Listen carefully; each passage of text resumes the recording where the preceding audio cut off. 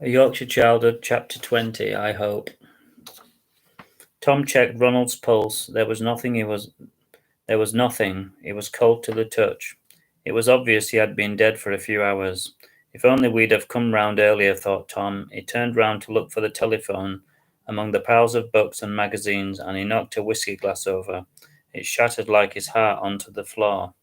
He told Josh, and they fell into a stunned silence. Josh didn't cry, that would come later. It was surreal watching the ambulance drive away, but it was too late. That evening, Josh couldn't sleep and he tossed and turned in a sea of memories. The next morning, over coffee, they talked of Ronald and they both cried. It was a welcome relief. They hugged each other, but it was difficult to say anything to make them feel better.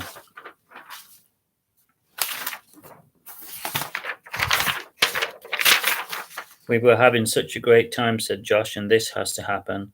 That's life, said Tom. It's cruel and unfair. That's why we have to stick together to help each other keep going. Josh nodded and he knew he had to be strong. The next few days went by in a blur and no one wanted to think about the funeral, but it was coming like an iceberg in the distance. And when the day came, it passed in slow motion. It was like being in a surreal bad dream. Josh looked at the leaves falling from the trees as the coffin was lowered into the ground and the tears fell down his face. Tom put his arm on his shoulder as the vicar intoned and the mourners walked away. That evening they reminisced about all the good times they had shared with Ronald, and the hurt lessened a little. Over the next few days, Tom buried himself in his garage, polishing his beloved Mini and tinkering about. Josh knew that he had to keep busy, and he wondered what to do to get through the day. Josh decided to head for the woods, as they made him feel secure. He wanted space from the world to think and to breathe. The shade of the overhanging trees gave him anonymity, and his mood lifted. When he disturbed a squirrel, when his mood lifted when he disturbed a squirrel and it shot up a tree at lightning speed.